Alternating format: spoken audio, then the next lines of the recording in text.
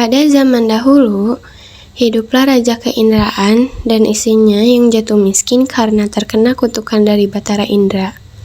Keduanya hidup terlantar di negeri antah berantah dan sangat dibenci oleh penduduk setempat. Untuk bertahan hidup, suami istri itu terpaksa memakan makanan sisa di tempat sampah dan mengemis di pasar. Namun, setiap hari mereka dilempari hinaan dan pukulan hingga akhirnya diusir ke hutan. Tibalah masa kehamilan sang istri.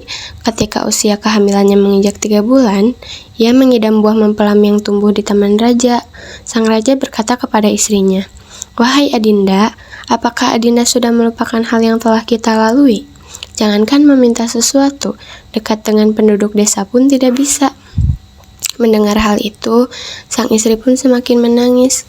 Lalu suaminya berkata, "Jangan menangis. Kakanda akan mencari buah mempelam itu. Jika Kakanda mendapatkannya, maka Kakanda akan memberikannya pada Adinda." Sang suami pun pergi ke pasar untuk mencari buah mempelam. Setelah sampai di pasar, ia menemukan penjual mempelam. Namun, ia merasa takut ketika hendak meminta. Penjual mempelam pun mengatakan, "Wahai miskin, apa keperluanmu?" Si miskin pun berkata, "Jika ada belas kasih Tuan terhadap orang miskin ini, apakah boleh hamba meminta mempelam busuk itu 1 buah, Tuan?" Mendengar perkataan si miskin, orang-orang di pasar merasa terharu.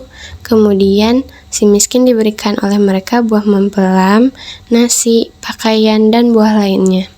Setelah menerima semua itu, si miskin menjadi heran. Padahal dulu ia pasti dilempari hinaan dan pukulan ketika hendak meminta di pasar. Setelah berpikir, si miskin kembali ke hutan dan menemui istrinya.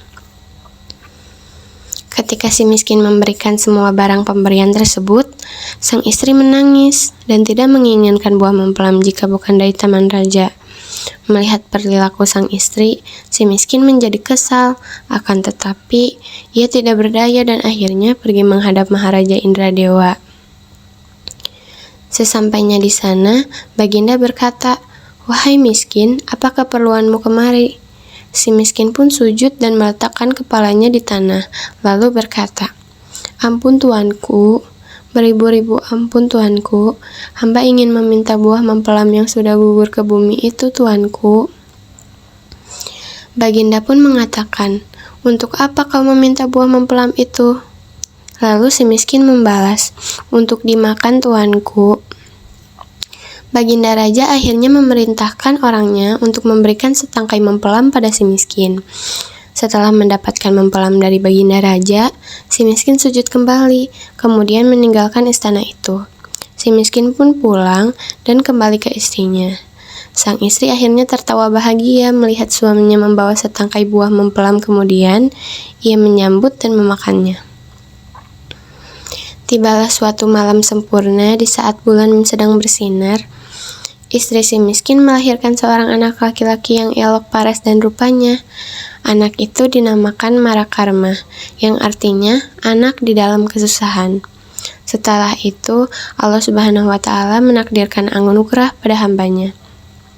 Ketika si miskin menggali tanah untuk tempat anaknya, ia menemukan telaju emas yang berisi banyak emas.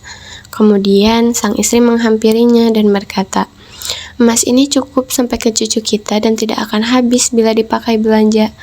Ia pun menjadi kaya dan menempa barang-barang. Setelah menempa, ia mandi berlimau, menimang anaknya dan berseru, "Jikalau sungguh anak-anak dewa hendak menerangkan muka ayahanda ini, jadilah negeri dalam hutan ini lengkap dengan segala unsurnya, rakyat dan segala raja di bawah Baginda.